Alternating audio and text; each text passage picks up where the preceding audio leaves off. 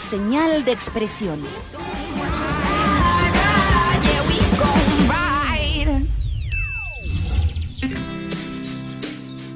Aliméntate sanamente y con nutrientes naturales. Llénate de energía saludable en la comodidad de tu hogar con Hidroraíces. Somos productores y distribuidores de alimentos hidropónicos. Contáctanos en hidroraíces.cl o haz tu pedido al +569 796 10958. Hidroraíces, emprendimiento sustentable. Comparte tu tarde con nosotros y llena tu vida de likes. Sintonizas online bol.radio.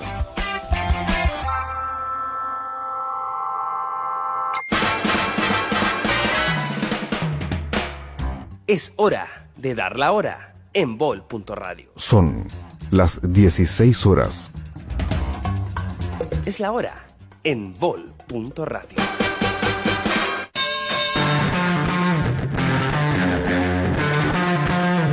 En vivo, de costa a costa, desde los estudios de Vol.radio en Aguasanta, el distrito de las comunicaciones. Acá comienza el único y original Cafetín, el late de la tarde, con Rafa Manso y sus increíbles invitados.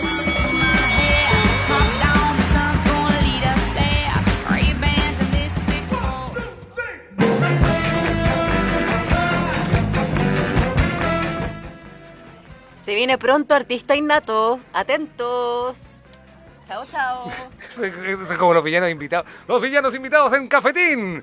Alejandra Saavedra, pronto, los lunes a las 2 de la tarde, a las 14 horas, tiene el nuevo programa, un programa cultural, artístico, único y diferente, Artista Innato. Parte ya en septiembre con la nueva parrilla de Vol.radio. Vamos a renovar la parrilla completa. Algunos programas vuelven, otros programas se van y otros programas se quedan. Como este programa que parte el día de hoy. Mi nombre es Rafael Manso y usted está viendo Cafetín, el late de la tarde, indiscutible. Estaremos durante una hora y algo más dándole información. Hoy día cargamos con mujeres muy poderosas, muy cotidianas, muy contingentes, muy republicanas, en temas que nosotros tenemos que tener aquí, en el dedillo. Las dos, porque vamos con las dos, sí, porque vamos con Angélica, porque vamos con Paula Reagada, vamos con todo, hoy día vamos con todo y si no, ¿para qué? Como decían por ahí, se ven estupendas, se ven increíbles, son dos mujeres poderosas, muy bien informadas. Yo estuve leyendo el diario La Época, estuve leyendo, hasta El Rastro me leí hoy día, me leí todos los diarios que pude, ya han pasado las tonteras, como dicen acá en el equipo. Paula Regada y también Angélica, que la tuvimos la otra vez, nuestra querida periodista, nuestra abogada insignia, nuestra referente. Buenas tardes, chiquillas, si nos están escuchando de costa a costa en este programa que se llama Cafetín, el ley de la tarde. Buenas tardes, adelante, puede hablar la que quiera. Hola. Ay, y al mismo tiempo, qué coordinadas. Nos pusimos de acuerdo. Dos profesionales, dos chiquillas que siempre las llamamos para preguntarles. Una es periodista, magíster, otra es abogada, que ha hecho querellas, que también es miembro de una fundación y que siempre las llamamos como referencia para que nos expliquen cosas que nosotros no entendemos lamentablemente y que nos preguntamos, Dios mío, ¿será una pesadilla, será una broma o qué pasa? Estamos exactamente, y no quiero asustarle a nadie, estamos a 2 meses de las elecciones y les quiero preguntar al tiro. Yo hoy día me sorprendí de algo. Yo no sabía que para votar hay que sufragar con 2 votos. ¿Eso está bien? ¿No sabías? No sabía. ¿No sabías? Yo pensé que era uno solo. Bueno, esa es una de las letras chicas que tuvo el acuerdo finalmente que se firmó en noviembre por la paz, que permitió que terminara en una ley, una reforma constitucional que permitiera el plebiscito. Ustedes saben que nuestra constitución, ¿cierto?, hecha en dictadura, no contemplaba la forma de plebiscitar y volver por medio de un plebiscito, poder plantear una nueva constitución. Entonces se hubo que reformar esta constitución, hacer una modificación a la constitución. Uh-huh. Por eso que se necesitaba un acuerdo transversal de los partidos políticos, porque el quórum es muy alto para las modificaciones constitucionales, 2/3. Entonces sin sin una aprobación de la derecha era imposible poder llegar por vía modificación de la Constitución, por vía de reforma constitucional, poder llegar al plebiscito. Por eso fue necesario este acuerdo. Entonces, este acuerdo, y por lo cual mucha de la gente y los retractores de este acuerdo que dicen que no es una asamblea una asamblea constituyente, sino que es una convención constituyente, ¿no es cierto? Es por eso, porque establece reglas, y justamente una de esas es esto, que el voto sean 2 votos, y eso permite que es como la letra chica, porque si hubiese sido solamente un voto, las personas que votaban rechazo no hubiesen podido votar por una de las 2 alternativas de uno de los 2 mecanismos, ¿no es cierto? Perfecto. Que es la convención constitucional o la convención mixta. Entonces, al ser 2 votos, permite que la gente que vota rechazo pueda votar por mixta y corre en riesgo que digamos que la Constitución sea redactada 100% por la gente elegida para esos efectos y por la gente, por el pueblo. Entonces es una de las formas de que hubo como para amarrar, digamos, y que se puede poner en riesgo. Por eso es tan importante, Rafa, y la Angélica Angélica Pacheco, periodista. No se me va a olvidar más. No Sí. se me va a olvidar más, Angélica, porque mi mamá se llama Angélica. Mira. Muy bien. No me voy a olvidar más de uno. Con la Angélica es eso, es que existe esta letra chica que permite que si no vamos a votar, si no vamos todos a votar, y tenemos claro que hay que votar por asamblea constituyente, es decir, por convención constituyente, y no por mixta, junto con el apruebo, puede ganar la mixta, y ahí es tan nefasto como que ganará el rechazo. Angélica, yo le quiero preguntar, y aprovechando unir, porque Angélica es magíster en ciencias políticas integradas.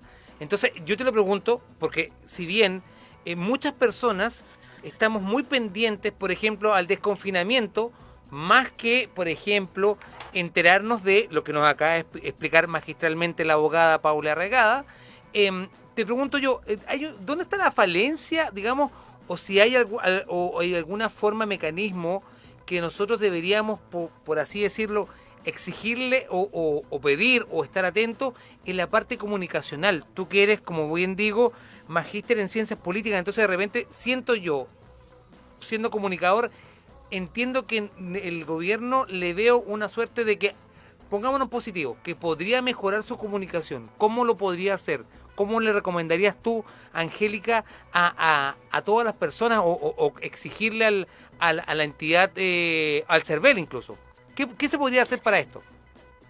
O sea, yo creo que la responsabilidad del Estado, ¿no? Y en este caso del Ejecutivo, más allá del gobierno de turno, Claro. Acá hay fondos públicos involucrados para un acto que en el fondo el 25 de octubre la convocatoria es a votar. Yo creo que la claridad del mensaje tiene una intención. A veces también, si el mensaje no es claro, confunde, y eso puede ser bien intencionado simplemente por la cantidad de información que circula, o también puede ser porque existen espacios para que la población aún no tenga claridad de lo que tiene que hacer. Yo creo que lo primero, Rafael y Paula, es plantear que en octubre tenemos, ¿no es cierto?, una convocatoria a un plebiscito. Perfecto. ¿Y qué es un plebiscito? Donde todos estamos convocados, todos los ciudadanos de este país convocados a votar. Y el llamado que está haciendo gran parte yo diría gran parte de la oposición, es a votar. Claro. Lo que está planteando Paula, que es muy acertado y bien dicho, en estas confusiones de información que tenemos diariamente, finalmente las personas a lo mejor no tienen aún claridad de lo que tienen que hacer, más allá de la decisión dentro de la urna, que es soberana, autónoma. Pero qué tan informado, y ahí está la responsabilidad de cada uno de nosotros, que tiene la posibilidad, gracias a Rafael, ¿no es cierto?, de estar hablando aquí, que efectivamente las personas que nos escuchan sepan claramente qué es lo que va a suceder y qué significa una cosa y qué significa la otra. En este caso, lo que ha dicho Paula es fundamental, son 2, ¿no es cierto?, papeletas, donde no basta con que yo digo apruebo o rechazo, en el caso nuestro, ¿no es cierto?, apruebo, Claro. pero porque queremos una nueva constitución, abrir la puerta para el debate entre todos sobre lo que queremos como constitución política, que en el fondo son las normas que nos unen a todos. el tipo de sociedad que queremos construir este siglo XXI en adelante. Y la otra papeleta que en el fondo va a dar la pauta para que sea una convención mixta, que son parlamentarios junto con ciudadanía o totalmente ciudadana, que sería la convención, ¿no es cierto?, constituyente, donde son las organizaciones, la ciudadanía la que estaría en el fondo conduciendo, liderando por primera vez en la historia de Chile un proceso constitucional. Entonces, hoy día, yo solamente para hacer la conversación, me preocupa la puerta que se abrió a un debate sobre si las personas con COVID van a votar o no van a votar. Qué interesante punto, abogada, mire qué maravilla. Sí, por eso la Angélica, amiga mía. Gracias, profe. Disculpe que le diga profe, que lo que pasa es que la Angélica también es profesora de la Universidad Viña del Mar. También le agradecemos también a sus alumnos de tesis que nos prestan un ratito a la profe. Chiquillos, tranquilo que esta pregunta no es de prueba, sino es fundamental para su vida. Abogada, ayúdame un poco. Si yo tengo COVID, o por ejemplo, si el discurso que se está diciendo es que si usted tiene COVID no venga a votar, ¿eso podría a mí perjudicarme? Yo me imagino que sí, porque yo me pondría en riesgo mi derecho fundamental universal de sufragar. ¿O me equivoco? Sí, lo que pasa es que hay dos cosas que hay que puntualizar. Primero, que es una decisión política finalmente del gobierno de turno no haber previsto esta pandemia en términos eleccionarios, en lo que vamos a enfrentar nosotros como país el 25 de octubre, no haberlo previsto cuando sabían ya desde abril que el 25 de octubre nosotros estábamos dentro de este proceso, íbamos a tener que salir a votar. Y no haberlo previsto para tomar las precauciones y tener ya resuelto cómo iba a proceder el voto de la gente que está con COVID.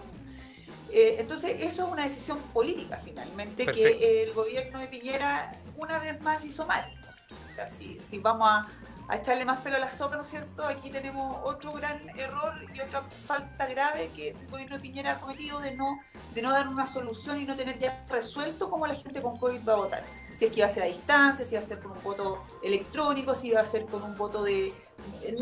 Eso era una duda que ya deberían tener resuelta. Eso primero, una decisión política.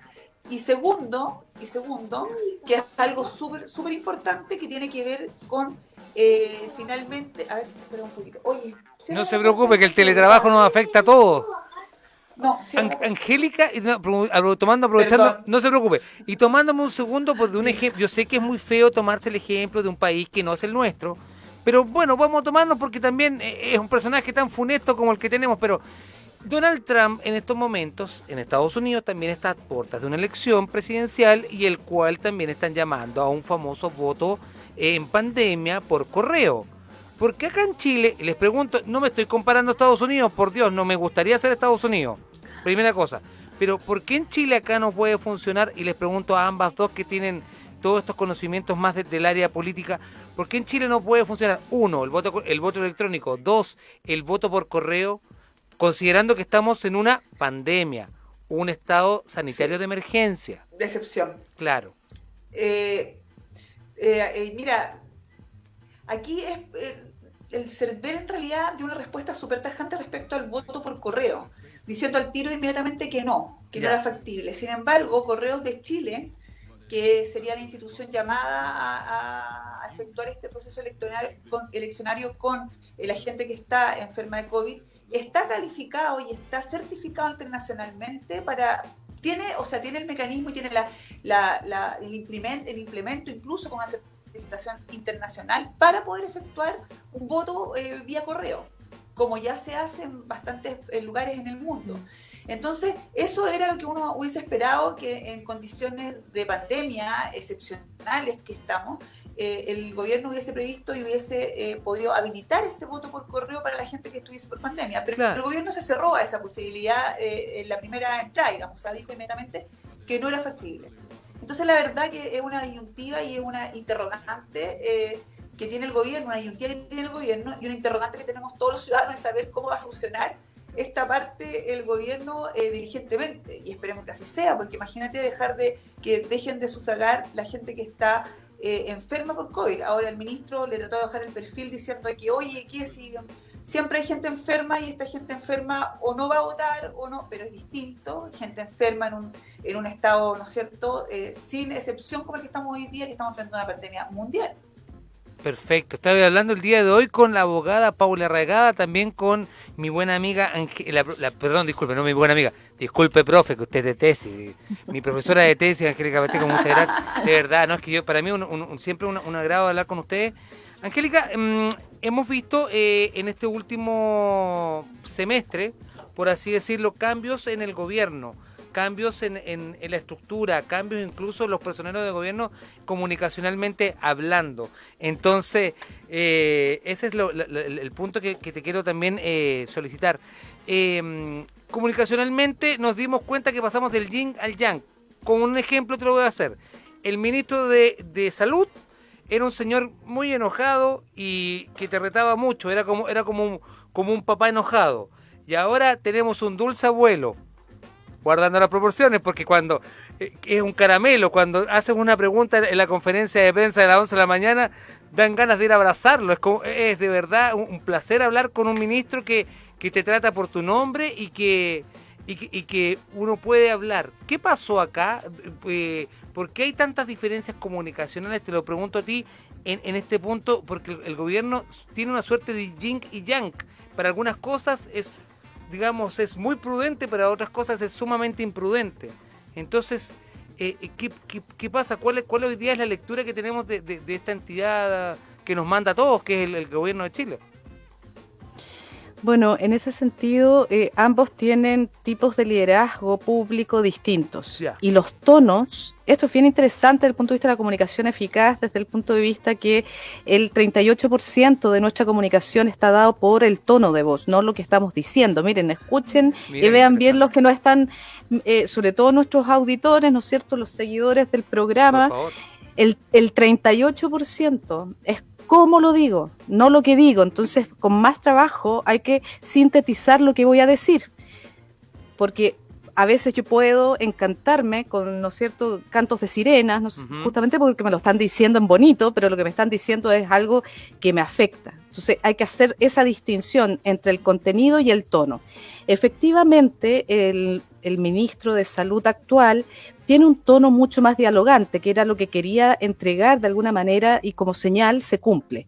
Sin embargo, lo que tiene que ver con la gestión, lo que tiene que ver con el manejo de la pandemia, sigue estando tenso desde el punto de vista más bien en niveles de toma de decisión influyentes. Yo diría que por las encuestas, etcétera, a nivel más bien de la opinión pública o las opiniones públicas generales de nuestro país, el tono fue significativamente favorable, por lo menos para efectos de evitar tanta tensión, ¿no es cierto?, a través de los canales abiertos, que es por donde se informa gran parte de la comunidad, sobre todo sobre los 50 años en adelante. Entonces, ese tono es relevante. Lo que no podemos perder de vista hoy día es, y sigo un poco retomando lo anterior, es que la señal que se dio con el tema de si van o no a votar personas que están contagiadas, lo abre el propio ministro.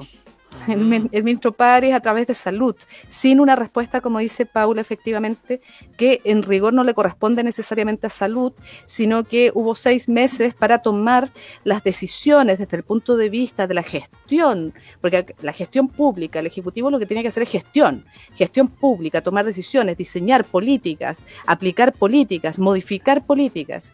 Tendríamos que incluso preguntarnos si se han modificado las metas de los ministerios diversos, porque gran parte de los funcionarios públicos van a ser evaluados ahora en noviembre por metas que en rigor no tienen cómo cumplir, por ejemplo en el ámbito de educación, que lo reclamó el Colegio de Profesores. Metas que están vinculadas, por ejemplo, a nivel de nuestra región, que funcionarios públicos tienen que ir a evaluar colegios, están cerrados, ¿me entienden? Cosas, correcto. Esas cosas que a cualquier trabajador en Chile le cuesta caro, eso es donde tenemos que también poner foco de atención.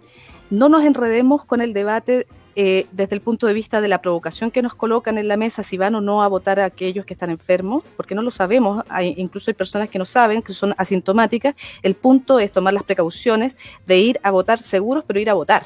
Acá yo creo que efectivamente la claridad del mensaje hoy día tiene que estar puesta en esa, y pedirle al Ejecutivo y en el fondo a todos los actores públicos, que tiene una responsabilidad pública en esto, que se den las condiciones para poder ir a votar. Yo posiblemente sea vocal, me ha tocado ser vocal en las últimas 3 elecciones. Así que esos mensajes es lo que uno espera, ¿no? ¿Qué pasa con los vocales? ¿Vamos a hacer los mismos de las veces anteriores? ¿Vamos a hacer turnos? Bueno, ahí es donde está la gestión que uno espera, ¿no es cierto?, del Ejecutivo, que nos baje un poco el nivel de incertidumbre que ya es suficiente con tener una pandemia encima. Absoluto. Abogada, el laboratorio hoy día, pues, maravillosa, de una clase magistral hoy día de esto. Niños, esto se llama educación cívica. Hoy día yo me había comprometido con nuestra abogada, nuestra referente en el área legal, que siempre la llamamos cada cierto tiempo, que ya estamos llamándola cada semana, posiblemente la tenga acá sentada todos los días, pero está bien, porque tenemos que hacer una suerte de educación cívica, y nos está acompañando también nuestra querida profesora también, Angélica Pacheco. Abogada, en este caso, como nos explica magistralmente la profesora, ¿se podría entender que el gobierno ha dejado sus labores de informar a la población sobre, por ejemplo, y dónde, cómo y cuándo votar? Porque, como le dije yo al principio, haciendo una suerte de ironía, yo no sabía que tenía que votar 2 veces. Entonces, hay mucha desinformación, creo yo, o una falta de información, o derechamente... No quiero culpar a nadie, pero insisto veo que hay una campaña más de terror que de votación, ¿me entiende? Y lo dijo muy bien la profesora acá, de que tenemos que preocuparnos en síntesis en el resultado final, que es ir a votar, y no preocuparnos tanto, sin duda, hay que tomar la prioridad, pero no poner sobre estimulación comunicacional a la población con esto del COVID. Sí, yo creo que también ahí hay hay que puntualizar 2 cosas que tienen que ver con una decisión política, como bien dice la Angélica, que dice relación con una política de gobierno, que el gobierno de Sebastián Piñera tiene que haber tomado operacionalmente el control de la situación respecto a este plebiscito que vamos a enfrentar el 25 de octubre. Sí. Pero yo creo que esta reacción responde también a lo que es el gobierno de Sebastián Piñera. Un desorden, está sobrepasado, es un gobierno que no tiene un camino trazado, que no tiene ningún control real sobre todo lo que tiene que ver con esas políticas públicas, con esa forma de darle la solución a la gente. O sea, el actuar del gobierno de Piñera ha sido un desastre desde principio a fin, y eso no iba a ser una excepción esta parte del plebiscito, sobre todo teniendo la claridad de que este gobierno no es un gobierno que esté muy de acuerdo con este plebiscito, porque recordemos que ellos la mayoría son rechazo, la mayoría de ellos no quiere que el sistema se cambie, sabe que con este cambio de constitución que se les viene encima, se les van a terminar muchos de sus privilegios, que les ha permitido enriquecerse sin medida durante los últimos 40 años, le han permitido la corrupción, le ha permitido hacerse de nuestros recursos públicos, nuestros recursos naturales. Entonces, es complejo para un gobierno que no está de acuerdo con este cambio, que no quiere que un plebiscito se lleve a cabo, que se opuso a este plebiscito hasta última hora, a un gobierno que no le interesa lo que le pase finalmente a la gente, que actúe diligentemente, lamentablemente así. Entonces son 2 cosas. Primero, es una decisión que tiene que ver con una decisión de competencias del gobierno, que claramente no las tiene, que está sobrepasado, que el gobierno ha sido un desastre desde el principio a fin. Y lo otro que tiene que ver con un convencimiento ideológico que el gobierno tiene, que no pasa por un proceso eleccionario, por un proceso histórico como el que estamos viviendo hoy en día, que no le interesa mayormente porque van a perder, digamos, y eso es lo que todos sabemos. Entonces, esas 2 cosas hay que tenerlas en claro cuando uno analiza este proceso y el actuar del gobierno, que sin duda alguna ha sido el que yo, por lo menos, yo esperaba. Si tú me decías a mí, hubiese sido una extrañeza que el gobierno hubiese tenido ya todo listo, que hubiese tenido ya el proceso, digamos, andando, que tuviese claridad al respecto, que hubiese actuado diligentemente y dentro de sus atribuciones legales, pero no es así. O sea, y Angélica, va de acuerdo a su actuar. Angélica, y en el caso particular de lo que va a venir a futuro, que van a ser, ahora estamos a 60 días los mismos comandos, ahí tenemos 3 comandos por el apruebo muy marcados, los 3 con una diligencia por mujeres, saludamos y abrazamos eso con las dos Marianas y también con Beatriz Sánchez, pero eso es una suerte de saber leer bien el momento político, y te lo digo también porque los medios de comunicación también lo están haciendo. De hecho, el fin de semana para Muestra un Botón, el día domingo y durante los primeros 3 días de la semana también nos dimos cuenta que en medios de comunicación por fin volvimos a tener programas de políticos, de debates, de pensamiento, y un poco pudimos tener de nuevo esto, el conversar. Hoy día también, de hecho, en este programa estamos hablando de política, y el concierto de la comunicación está yendo a la política, considerando esto. Y les digo a las dos que por primera vez, salvo el plebiscito, vamos a votar por algo que no es una persona, vamos a votar por un hecho, que es un cambio de la Constitución. No vamos a votar por el candidato X o la candidata Y. Estoy poniéndome en el caso de que por primera vez, para muchos de nosotros, vamos a votar por algo, no por alguien. Angélica. Sí, en democracia. Claro, ¿no es en cierto? democracia, porque, totalmente. Porque en el 80 se votó en otras circunstancias, Sí. un cambio constitucional, y yo creo que la población, más que nunca, a raíz del estallido y esta molestia que se expresa públicamente en redes sociales, pero también en la calle, y lo que sucedió en octubre, da cuenta de los efectos que tiene una constitución cuando no responde a lo que espera la sociedad en la construcción en conjunto. Uh-huh. A veces la Constitución parece, en las casas antes siempre había una, hay una síntesis, hay otras que son los libracos gigantes, pero la Constitución política es nuestra carta fundamental que nos permite entendernos entre todos sobre qué es lo que queremos hacer.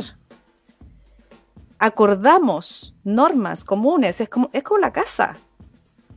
Si tengo la casa desordenada, obviamente que no va a funcionar muy bien. O si estoy mirando, o simplemente si no estoy cumpliendo las normas, o la norma no responde a los tiempos. Entonces, es tan relevante la puerta que se abre por primera vez, consultándole a cada ciudadano y ciudadana que va a decidir sí a una nueva constitución y el proceso que se inicia. Porque eso no se termina en octubre. No. Al ganar el apruebo se inicia todo un proceso donde diversos actores, por ejemplo, la misma Paula puede ser representante nuestro, ¿no es cierto?, en una asamblea constitucional. Entonces, de alguna manera, ese espacio en que nos vamos y nos estamos releyendo es el único espacio que tenemos para volver a colocar. Fíjense lo que les voy a decir. ¿Cuáles son nuestros mínimos acuerdos como sociedad? En nuestras diferencias, con todos los que nos están escuchando, que tenemos intereses diferentes, personales, privados, públicos, pero en lo público, lo que tiene que ver con nuestra vida, en lo público, en el país que queremos para nuestros hijos, nietos, sobrinos, para nosotros mismos, en realidad tenemos que ponernos de acuerdo al menos en ciertos mínimos.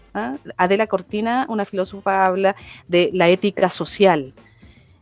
Cuando la ética social falla es porque no tenemos ciertos mínimos acuerdos preestablecidos a través de la conversación y el diálogo. Y me impongo.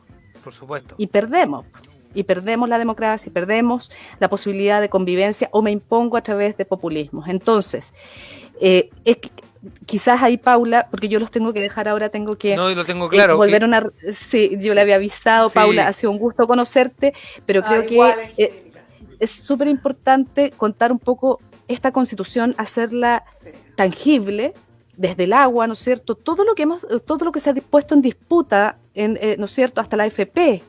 Todo eso estaba amarrado en una Constitución que que en un plebiscito que fue sin participación, no fue en democracia, exacto, sin información pública. Hoy día la responsabilidad también, un gran llamado a cada uno de los que nos está escuchando, la gran responsabilidad también es personal. No esperemos que otros nos vengan a explicar. O sea, acá también hay una responsabilidad del momento que vive el país. Por supuesto.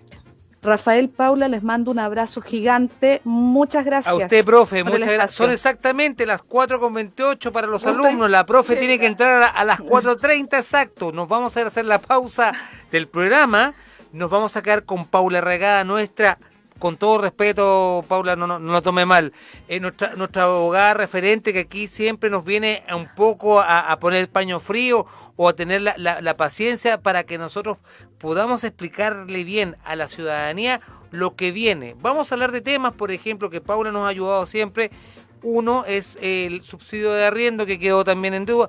Vamos a seguir profundizando sin duda alguna con el proceso eleccionario. También hablar, si le parece a usted, Paula, también de lo que fue esta medida del día de hoy, de este no desconfinamiento de la región de Valparaíso por un asunto sanitario, y también sin duda alguna el tema del momento, que esto lo ha mandado incluso la misma Cámara de Comercio de Viña del Mar. Aquí han entrado los bandos a pelearse. ¿Cómo va a ser este regreso seguro desde el punto de vista laboral? ¿Qué derechos, qué deberes? ¿Hasta dónde llegan los límites? ¿Hasta dónde alguien me puede no acosar, pero sobrepresionar para que yo vaya a trabajar? Eso y mucho más con nuestra abogada referente, la ópera Winfield del derecho para nosotros. Yo así la considero lo más grande que tenemos en comunicaciones hoy día, con cariño, siempre se lo digo. Vamos inmediatamente a la pausa, volvemos en esto que se llama Cafetín, el ley constituyente de la tarde.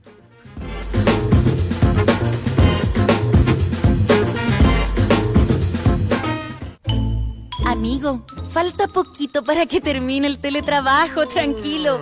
¿O no? Sintoniza online bol.radio.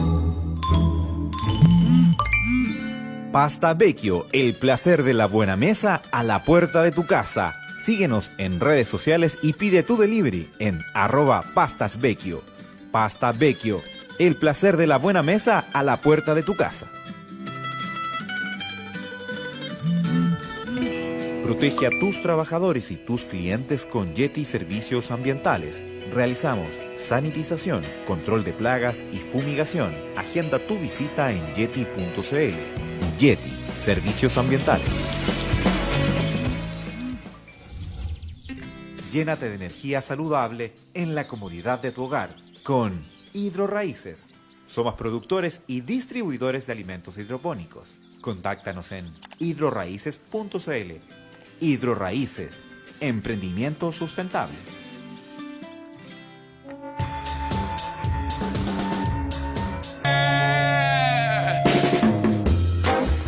Opina con nosotros, usa el hashtag Cafetín. Ay, que estoy triste. Ay, qué triste estoy. Uy, estoy tan triste, ¿por qué? ¿Qué pasó, don Rafa? Ay, es que yo pensé que me iban a desconfinar. Todos pensamos lo mismo. Ay, estoy tan triste. Viviendo en un loop hace casi 3 meses. Ay, pero ¿qué puedo hacer? Voy a hacer lo que hago todos los miércoles cuando me pasan estas cosas. Voy a llamar a mis amigos del deleite. Me voy a dar el deleite de la tarde. Obvio, pero qué rico. Con carnecita me tocó. Pastelitos con carne. Sí, pastelitos con carne. No son empanadas, son pastelitos con carne. Exacto, porque son redondos, porque son con harina de maíz. ¿Harina de maíz? De maíz. Son harina de maíz.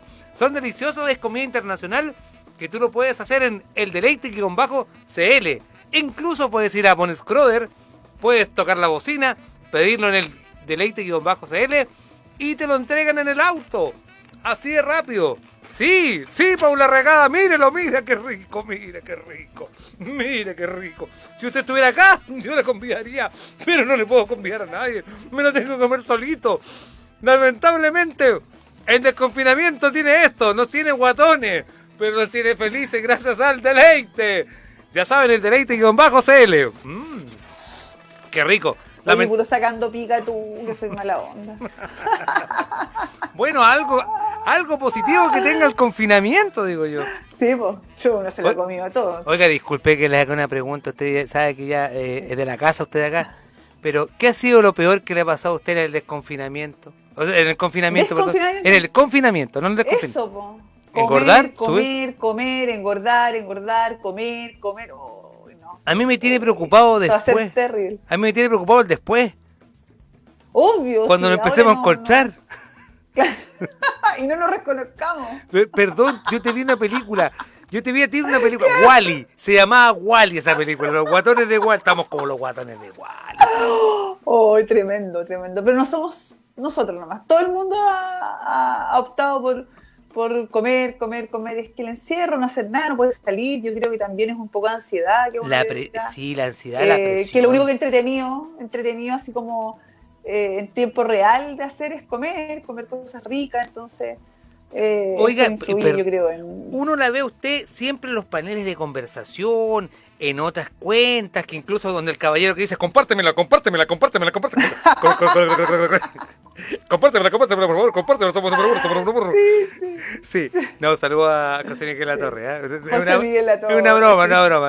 Yo también lo sigo y le comparto la transmisión, se la comparto. Pero yo siempre la escucho a usted.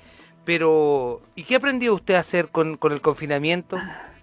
¿Qué cosas ricas aprendió? Uno siempre la ve a usted con una postura tan seria, pero usted también es mamá, usted también es persona, usted también sufre. Sí, o sea, yo igual cocino normal, digamos, en confinamiento, lo que sí, uno le dan más ganas de comer cosas ricas, somos buenas para los pais de limón, ¿no es cierto? Para el cafecito con pay de limón, para el helado rico, para las cosas dulces, sí. Mi hija y yo somos, pero secas para las cosas dulces. Con todo el respeto. Sí, pero trato de que comamos relativamente sano, aparte de esas cosas dulces, porque imagínate comiendo. Tiene razón. Sepo. Con todo el respeto, le digo abogada, y a riesgo de demanda, ¿podríamos decir que Paula Regada es una persona sumamente dulce? Sí, por supuesto. Ya. Por supuesto. Ya, a riesgo de demanda, pero lo hice. Con todo el respeto. Retomemos la conversación, ¿le parece, Paula? No sé si dulce. No, pero sí, pues es que de repente... No sé si esa sería una característica mía. Pero es que la gente de usted de repente la ve así, tan empoderada, con temas tan contingentes, tan republicanos. Y se lo digo en serio.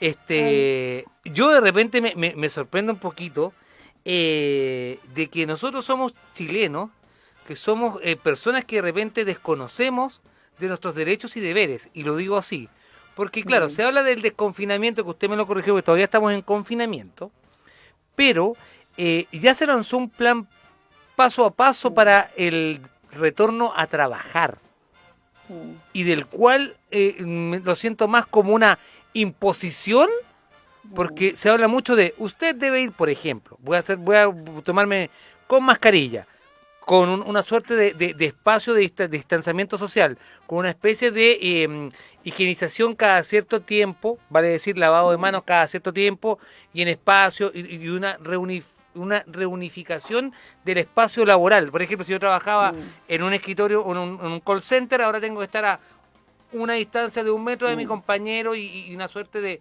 de uso del local. Pero nadie, disculpe que le diga yo, abogada, ¿qué pasa ahí con los derechos de las personas cuando sientan esto? Una suerte de emoción. Claro. Que no tengan la fuerza para ir. Que emocionalmente no tengan esto. Y se sientan incapacitados. ¿Dónde yo puedo? ¿Qué podría hacer yo como una persona que laboralmente diga, no puedo volver, no siento la fuerza, prefiero seguir trabajando en mi casa porque me da miedo? Entonces ahí es donde digo yo, de repente el miedo no está en la Constitución, no está en la ley. Los que tengan miedo no vendrán a trabajar. No veo tampoco en el plan de paso a paso de vuelta a trabajar. Sí, es complejo, es un escenario muy, muy, muy complejo el que nosotros estamos viviendo, porque aquí se chocan dos cosas que son bien fundamentales. Primero, que son los derechos de los trabajadores, sí, y la protección que tiene que haber respecto a la vida y salud del trabajador, que está presupuestado en la ley. Es decir, la ley sanciona cuando un empleador pone en riesgo la salud o la vida de un trabajador. Eso está absolutamente previsto por la ley, por el Código del Trabajo. Entonces lo sanciona con una sanción bastante alta, que tiene que ver con que una indemnización, digamos, bueno, y determinado lo que establece la ley, está bien determinado. Pero tiene que ver también con políticas públicas, más que lo que hoy día podemos encontrar en la ley, sino que tiene que ver con estas decisiones del Ejecutivo, que es del gobierno de turno, de priorizar, ¿no es cierto?, priorizar criterios económicos por sobre los sanitarios, es decir, por sobre la salud y la vida de la gente. Si bien esto ha significado, esta pandemia, a términos no solamente aquí nacionales, sino que internacionales, un impacto muy potente y muy importante en la economía. Y eso es indudable. O sea, hay una crisis en todo el mundo respecto a no hay que ser fuera de este planeta. De hecho, si me permite decirle, abogada, se llama medidas de... Pero mire el título que tiene, si es como es un poco provocador, perdone se llama Medidas de Protección del Empleo. Ni siquiera es medidas de protección al empleado. Porque, perdone, del empleo, o sea, me importa, perdone, Paula, con respeto, me importa un carajo la persona que se muera, que llega arrastrándose a trabajar. Pero el empleo se cuida, cuidadito, cuidado con el empleo. Bueno, es que ese ha sido la tónica del gobierno desde un principio. O sea, el gobierno, cuando estableció esta ley de protección al empleo, promulgó esta ley de protección al empleo. Si tú la analizas, y nosotros cuando apenas la recibimos respecto a cuando se promulgó esta ley, analizamos esta ley porque yo soy abogado laboralista, claro. y la analizamos, y efectivamente esta ley no tiene nada de protección al empleo, es una protección al empleador. Y no a cualquier empleador, porque tampoco protege al empleador de la pyme, al empleador que tiene una empresa, ¿no es cierto, chica? Protege a los grandes empresarios, quienes han sido los principales beneficiarios de esta ley al poder suspender, al poder desvincular y poder también alterar o ampararse en esta ley para poder hacer despidos incluso masivos. Recordemos que cuando partió la pandemia, antes que saliera la promulgación de esta ley, que fue muy necesaria porque se estaba pasando de que muchas empresas estaban desvinculando a los trabajadores, ¿ya? Sí. Por fuerza mayor, caso fortuito, fuerza mayor. Y ahí, cuando tú desvinculas por caso fortuito o fuerza mayor, tú no tienes derecho a indemnización. Entonces los empleadores, los grandes empleadores, estaban aprovechando de esta contingencia nacional y tratando de pasarse listos finalmente para poder desvincular a gente sin pagarles una indemnización de que le corresponde por años de servicios, indemnizaciones legales.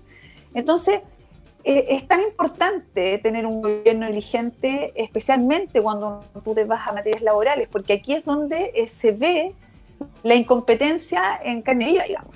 Cuando quien paga la incompetencia son los trabajadores, y el gobierno ha sido claro en demostrar recurrentemente desde que partió esta pandemia en marzo, aquí en Chile, es que ellos quieren que la crisis del COVID la paguen los trabajadores y la paguen la gente de la clase media y la gente que menos recursos tiene. ¿Abogada? Ese es lo que piensa y lo que pretende el gobierno. Abogada, y en el caso particular del Ministerio del Trabajo y la Dirección del Trabajo, que son entes vinculados, pero que funcionan de una suerte de independencia, pero de dependencia a la vez, para que se entienda. O sea, el Ministerio es quien rige, pero quien efectúa, digamos, el que vela por el trabajador, supuestamente la Dirección del Trabajo, y lo digo así, con vela entre comillas, porque siempre, claro, va a depender de mucha suerte y también de cómo se pueda probar.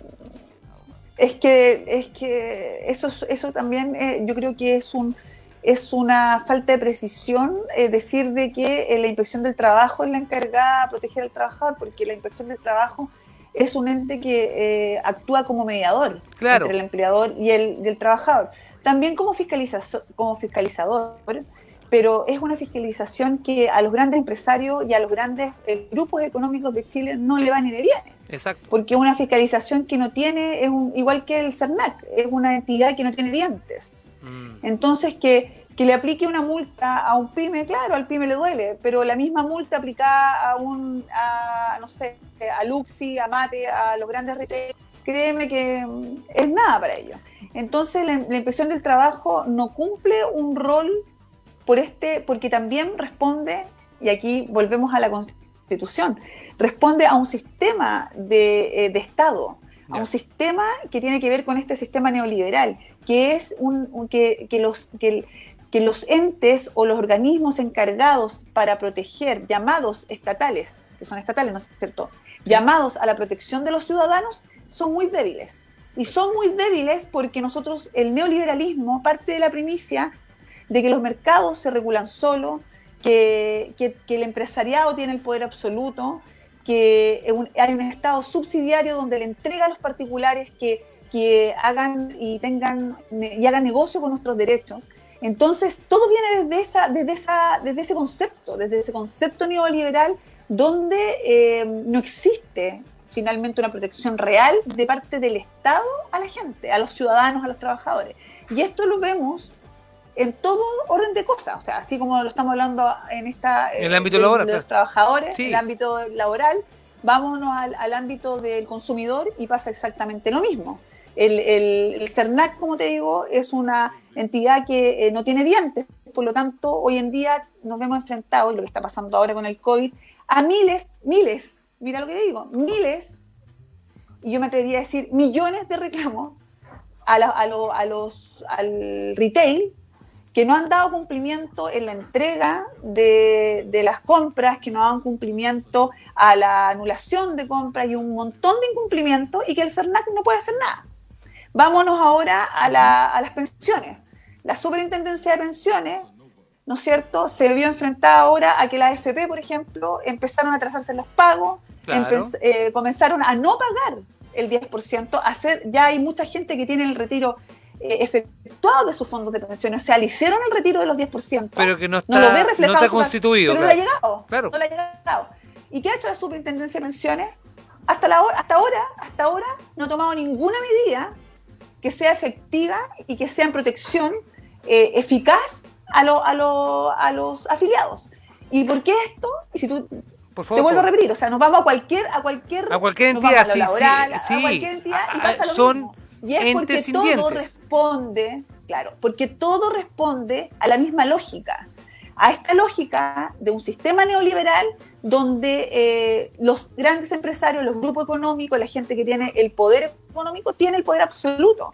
Entonces no hay una protección real, porque ¿qué ha pasado en los últimos 40 años? Uh-huh. Se ha debilitado absolutamente los organismos que tienen relación con la protección de la gente. Paula, por este sistema que Uh-huh. que responde a lo mismo, que es este sistema, no te vuelvo a repetir, neoliberal, que permite que el mercado se regule solo, que los grupos económicos hagan lo que quieran y que nuestros derechos sean negocios para un grupo pequeño de ciudadanos. Paula, sin salirme Muy privilegiado, por la verdad. Sin salirme del tema Por lo laboral, nosotros vivimos en una comuna, y me voy a poner en el caso, nosotros vivimos en una comuna que es Viña del Mar, o vivimos en una comuna que, a diferencia de Santiago, sus trabajadores, la mayoría de los trabajadores, vamos a dar el caso, del mall, viven en la misma comuna.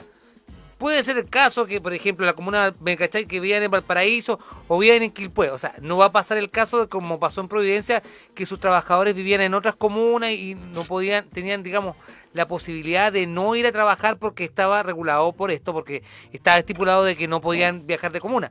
Pero va a pasar el caso en particular en esta región, la región de Valparaíso, la ciudad de Viña del Mar, que no van a que el trabajador a lo mejor va a tener que ir a trabajar al mall, a la casa comercial, vale decir, a su trabajo, pero que él emocionalmente no tenga la fuerza, o derechamente te voy a plantear esto, no tengan con quién dejar a un hijo o una hija. Entonces, porque lamentablemente, se está hablando primero, aquí le pregunto a abogada, se está hablando primero del reintegro al trabajo, sin considerar el reintegro, por ejemplo, al colegio. Yo no estoy a favor de que vuelvan al colegio los niños, lo digo de partida, yo particularmente pero si yo, por ejemplo, soy padre soltero, madre soltera, o derechamente papá y mamá tienen que trabajar, y los dos trabajan, uno de los dos va a tener que decir buenas noches a los pastores, yo renuncio mejor porque me tengo que quedar en mi casa criando. Y atención, que los hombres también podemos criar, ¿ah? Para los pillines que creen que la mamá se tiene que quedar en la casa. Pero poniéndome en ese caso, ¿qué va a pasar con eso? Porque eso es un vacío, no es una protección al empleado, es una protección al empleador con R. Absolutamente. Entonces, ¿dónde me puedo, es lo que te digo, la ley basar? de protección al empleo, que tuvo por finalidad supuestamente darle un salvataje o tirarle un salvavidas, ¿no es cierto?, a los trabajadores, no cumplió ese objetivo, porque la ley permite, y lo que busca, y lo que finalmente el corazón de la ley es permitirle al empleador que pueda suspender la relación laboral y que no tenga que pagar los sueldos. versus un trabajador que recibe primero el 70% de su renta a través de su seguro de cesantía. Recordemos que el seguro de cesantía es una plata del trabajador. Ese seguro de cesantía es un seguro que tiene que ver con cuando uno es desvinculado o cuando uno renuncia. O sea, en cualquier circunstancia uno puede cobrar el seguro de cesantía, porque es un seguro que uno como trabajador tiene, una plata que uno juntó. Por lo tanto, lo que hizo el gobierno fue autorizarnos a nosotros como trabajadores a que nos paguemos el sueldo con nuestros fondos. Correcto. Esa fue la ley de protección al empleo. Entonces, la ley tampoco previó el caso de que, por ejemplo, no previó el caso que lo que tú dices, que haya un retorno a la normalidad, un retorno, como quiere el gobierno, a las fuentes laborales, pero sin embargo hay mujeres que no tienen dónde dejar a sus hijos, familias que no tienen dónde dejar a sus hijos, donde no se está tomando en cuenta una realidad que es tan latente y tan inmediata como dónde dejo yo a un hijo si es que tengo que volver a trabajar. También se implementó esto del teletrabajo, pero esta implementación del teletrabajo es absolutamente incompleta, donde finalmente lo que está haciendo el gobierno es echando a andar un teletrabajo sin un mecanismo real de protección al trabajador que está en teletrabajo, sino que no hay nada que regule ese teletrabajo, sino que ya nacimos con el teletrabajo un día para otro, pero no hay una legislación, tampoco hay un organismo que se haga cargo realmente de fiscalizar, por ejemplo, que las condiciones laborales se cumplan a pesar de estar en un teletrabajo, porque recordemos que independientemente que yo esté en teletrabajo o no, mis derechos laborales no pueden ser pasados a llevar. Y eso es lo que estamos viendo todos los días con el teletrabajo, abogada, donde la gente está trabajando muchas horas. Disculpe que le pregunte y que la lleve a usted como ejemplo. Usted, desde que partió la pandemia, usted está haciendo teletrabajo, porque yo varias veces la he citado a usted y siempre está en su casa y está atendiendo a su familia. Porque de hecho escuchamos... Es que yo soy a mi hija, a su que hija. me vino a interrumpir, a pesar de que yo le dije que iba a estar en el live. Pero es que tiene razón, usted está trabajando. Entonces, por ejemplo, si usted fuera una persona apatronada, vale decir que tuviera un ente, una persona jerárquicamente sobre usted, no independiente como lo que es usted, el empleador debería usted como teletrabajador brindarle las condiciones de digamos, óptimas de trabajo, vale decir, brindarle una guardería, brindarle un computador de última generación con la capacidad de memoria, una internet de una fibra o de una subida más o menos estable. Por supuesto. Por supuesto que sí. Mira, yo conozco gente que trabaja en banco. Sí. Banco. Convengamos que los bancos son los capitales económicos más grandes acá en Chile. Por supuesto. En todos lados. Sí, banco, por supuesto, sí. ¿no es cierto? Totalmente. Y tiene la gente en teletrabajo, trabajan por turnos, ¿no es cierto? 2 semanas o 3 semanas, 1 semana, ¿no es cierto? Y cuando están en teletrabajo, los trabajadores están ocupando sus teléfonos celulares, por ejemplo, para trabajar. Y eso no corresponde. No, po. Su plan, su teléfono, su internet, eso no corresponde. Si el empleador quiere que la gente esté en teletrabajo, tiene que darle los suministros para que él pueda desenvolverse en su trabajo normalmente y sin ninguna dificultad y sin ocupar sus recursos. Entonces, todos esos detalles que son tan importantes y que tienen que ver con los derechos de los trabajadores no han sido regulados. Tampoco han sido establecidos y tampoco hay una entidad clara que los pueda fiscalizar. A ver, abogada, si yo entiendo, a ver si, porque también quiero que esto sea lo más gráficamente posible entendible. Si yo estoy, por ejemplo, estoy trabajando para una entidad bancaria y estoy utilizando mi teléfono, que a lo mejor no es de la última generación, pero me permite comunicarme, y justamente, lamentablemente, yo se lo paso a mi hija, a mi hijo, y ellos le digo, mi amor, toma, entreténgase un ratito, que no es lo mejor, pero bueno, viene y mi hija se le cae lamentablemente, o a mí se me cae, ¿qué? A mí se me cayó justo, porque yo soy muy trabajador, se me cayó justo, estaba en el baño, se me cayó mi teléfono. ¿Quién responde ahí? ¿A quién le cobro el teléfono si justo estaba trabajando y por no dejar la pega de lado se me cayó al agua? ¿Quién me paga el teléfono? Le pregunto. Eso es, bueno, eso tendríamos que, no sé, entrar a discutir, a interpretar la ley, digamos. Yo pienso de que si estás en tu horario de trabajo, que estás desarrollando tu función y que es un elemento vital. Obviamente el empleador, según mi punto de vista, te tiene que reponer el teléfono.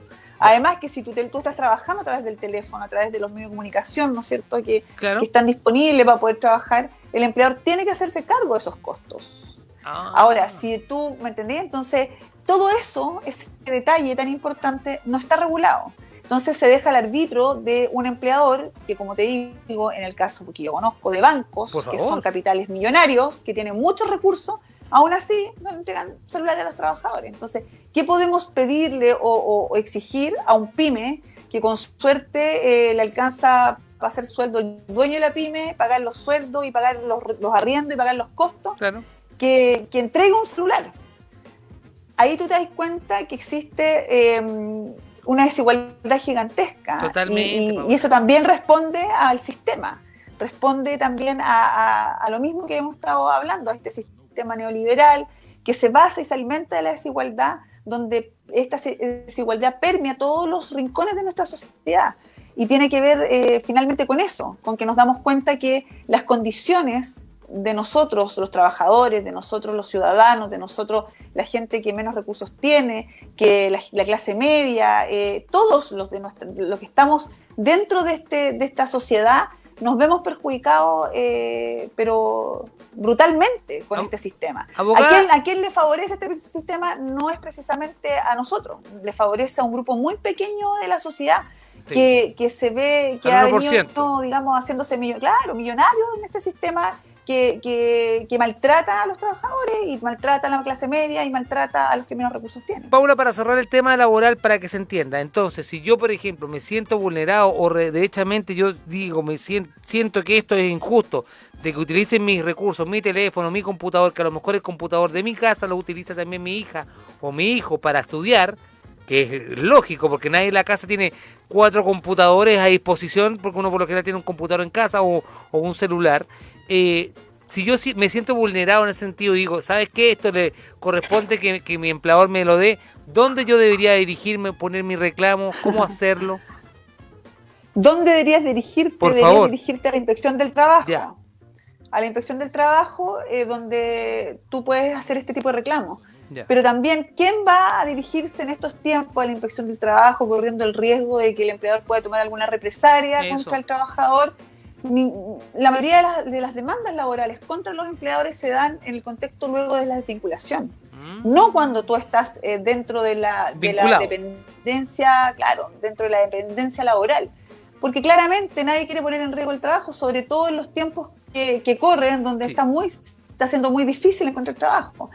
Entonces, pero son derechos, aquí nos encontramos son derechos, son mis derechos. Por eso nos encontramos y por eso estamos en un problema que es muy profundo, que tiene relación con lo mismo que te estoy explicando, que es que mientras tú no protejas realmente como Estado a los trabajadores, como Estado a los que menos recursos tienen, como Estado al consumidor, como Estado a todos los que estamos en la sociedad respecto a nuestros roles dentro de ella, si tú no tienes un Estado fortalecido que tenga que priorice al ciudadano, que priorice a la gente, los abusos, la desigualdad y este maltrato que hoy día vemos laboral va a seguir pasando. Porque ¿qué hace el trabajador? Va a la Inspección del Trabajo. Claro. Ya, va a la Inspección del Trabajo. Deja perfecto, la denuncia. Listo, va a la Inspección del Trabajo. Denuncia. Sí. Listo, también perfecto, denuncia.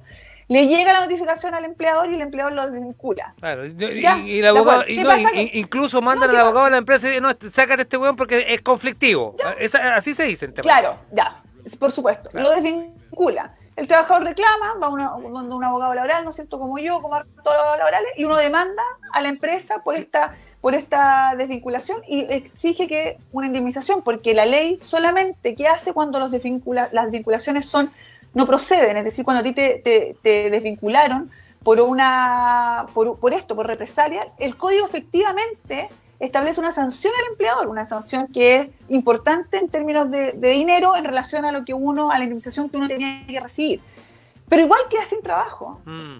Independiente, entonces un retail, ¿no es cierto? Un Luxis que tiene el Banco de Chile, que va a un trabajador del Banco de Chile y reclama en la Inspección del Trabajo que le están ocupando su celular, el problema que estamos hablando, ¿no es cierto? Sí. Y va y reclama y lo desvincula, ¿tú crees que a Luxi le va a significar algo tener que pagarle una indemnización más alta de la que le corresponde al trabajador con tal de sacarlo? No le hace ni cosquilla. Pero ¿qué pasa con el trabajador? El trabajador no le hace ni cosquilla y el trabajador queda sin trabajo. Exacto. Queda sin sustento para alimentar a su familia en un contexto de pandemia muy complejo.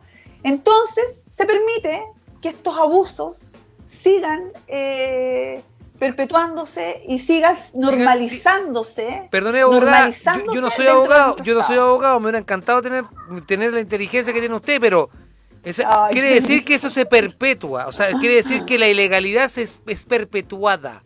Si no estoy... Por supuesto, y eso es lo que venimos observando en las últimas décadas, donde esto siempre ha sido así, y hay una constancia, y hay una normalización respecto a este tipo de actos. ¿Y qué pasa? Que cuando lo vemos con más fuerza en los gobiernos como el de Piñera, claro, donde la Inspección del Trabajo, además la Inspección del Trabajo hoy en día, que está bajo el alero de un gobierno de derecha, menos ahínco, menos fiscalización hace a los grandes empresarios, y es una realidad. Pero no solamente acá, sino que en todos los gobiernos, desde la vuelta a la democracia, han sido la Inspección del Trabajo, ha ido a no sé, tiene actúa muy de fiscalizador frente a los pymes, frente al pequeño empresario, a ir y pedir los libros, ¿no es cierto?, y fiscalizar. Pero los grandes empresarios, yo no veo mucho que los fiscalice, sí, o que para o que muestra su un botón, fiscalización abogada, para muestra un botón, el multiroot, disculpe que le diga yo, pero eso fue un abuso de los grandes empresarios, el multiroot con las grandes empresas, y que se haya empezado a regular y a poner en tapete. Eso no tampoco es obra de ellos, de la buena voluntad del gobierno o del gobierno de turno, sino netamente fue porque los sindicatos, hablemoslo así, los sindicatos fueron los que dijeron, oye, este mismo señor es el dueño de estos 5 RUT o estos 15 RUT y estas 15 empresas que al final nos alberga todos, y ahora nos tiene todos subcontratados con un contratista externo que al final les brinda un servicio. Perdone que le aportille un poco, pero es el punto. Es que esa ley vino a dar respuesta a lo que ya estaban reconociendo y reconocían todos los tribunales, que independientemente de que fueran distintos RUT, era bajo el alero y la dependencia de un mismo empleador. Claro. Entonces los tribunales siempre fallaban a favor del trabajador. Pero también ahí vamos a otro problema que se suscita cuando el trabajador reclama o demanda, que es que muchas veces no ve, a pesar de la demanda y que gane esta acción judicial, ¿no es cierto?, de demandar a su ex empleador, muchas veces no ve que gana la demanda pero no puede cobrar. Entonces también ese es otro problema que tiene relación con este sistema, donde uno puede crear una empresa, ¿no es cierto?, de papel, contratar, sí, cortar la empresa, disolver la empresa, quebrar la empresa y hacer otra de papel y contratar a la gente y generar pérdida, y así en impuestos internos quedar como una blanca oveja que le fue mal, incluso pedir que le bajaron su remuneraciones, y pobrecito vamos dándole un crédito 0% de interés. Y no solamente eso, sino que le permite que los trabajadores queden absolutamente a la deriva frente a su pago, porque las empresas no tienen fondos, porque no tienen activos donde se pueda echar mano para pagar las obligaciones laborales. Entonces, bueno, como te digo, Rafa, es un problema tan profundo que aquí nos remitimos a este proceso constituyente que viene ahora el 25 de octubre, que parte este 25 de octubre, que hoy día ya estamos en el tiempo 60 días, yo a usted la llamé 25, porque hoy día partimos con estas clases de educación cívica, perdone que le diga abogada, con la profesora Paula Reagada, que siempre la llamamos para que nos dé este momento también, este momento de claridad en esta oscuridad que estamos viviendo, no por la pandemia, sino por los tiempos de la oscuridad, porque estamos comandados por el lado oscuro de la fuerza. Pero se lo agradezco mucho. Mire, nos quedó un tema muy importante que fue el del subsidio de arriendo, pero por tiempo no alcanzamos a hablar. Sí. Pero tenemos que hablar lo de los subsidios de arriendo, tenemos que hablar lo de la ley del corte de los suministros. Sí, por favor. Y tenemos que hablar sobre los bonos, así que para que lo dejemos para el próximo programa. Los vamos a encontrar de nuevo, y también esperamos tenerla acá ya en un proceso, ya usted sabe, ya le mostré todo, que la estamos esperando. Sí, a usted ojalá. Yo confiaba mucho con el desconfinamiento de poder ya empezar a poder contar con mayor celeridad, todo. Flexibilidad. Pero también me tengo que acoger como medio de comunicación a lo que me dice la autoridad sanitaria, que es mandar nomás y también llamar a la gente también a quedarse en casa, guardar el confinamiento necesario para que podamos ser una ciudad más en proceso a un proceso de tranquilidad, a volver a las calles y no un abuso laboral como nos explicó usted. Sí, yo creo, Rafa, que hay que llamar a la tranquilidad a la gente.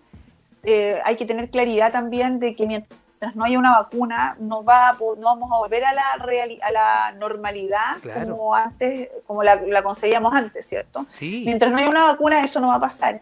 Y también estarle ojo, y esto es muy importante, a la experiencia de los países que van más adelante de nosotros con este COVID, que partieron antes. Sí, sí. Y que dice relación con que todos los países que han flexibilizado y han tratado de volver a la normalidad han tenido que confinarse de nuevo porque los rebrotes han vuelto a salir, digamos, han vuelto a estar presentes en la mayoría de las ciudades, de las ciudades de los países donde van mucho más adelante nosotros. Entonces, eso es lo que viene para nosotros. Por eso es que hay que tomárselo con tranquilidad y hay que esperar que lamentablemente llegue la vacuna para poder estar hablando ya de una normalidad. Mientras no, vamos a tener que estar sujetos a estos confinamientos que son ya más flexibles quizás, pero confinamiento al fin y al cabo. Abogada, para cerrar la conversación solamente dígame sí y no, nada más.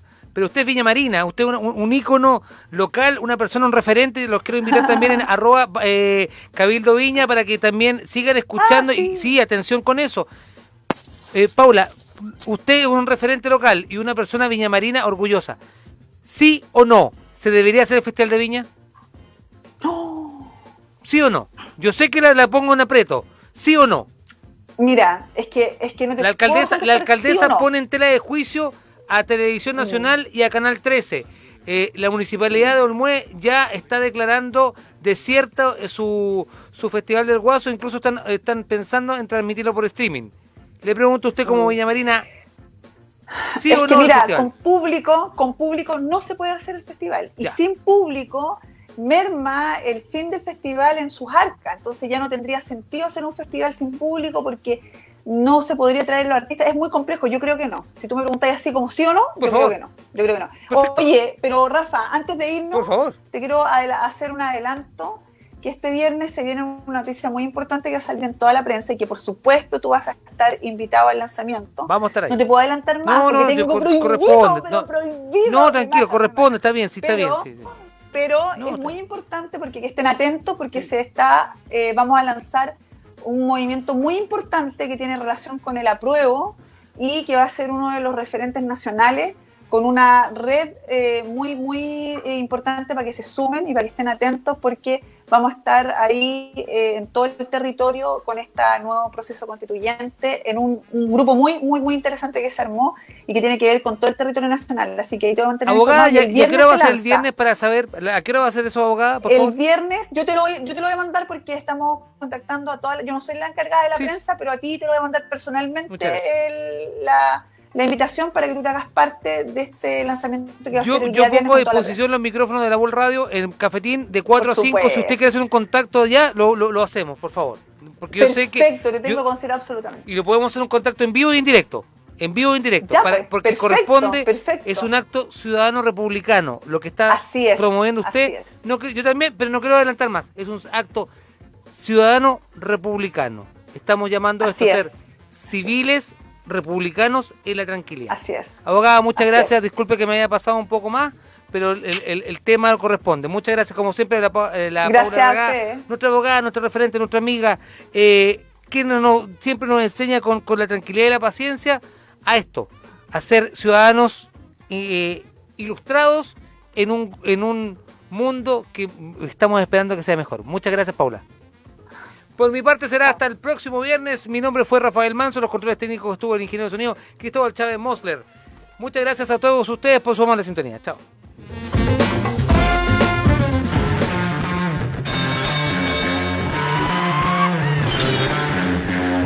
Desde los estudios de Vol.radio en Aguasanta, el distrito de las comunicaciones, esto fue Cafetín, el late de la tarde, con Rafa Manso y sus increíbles invitados.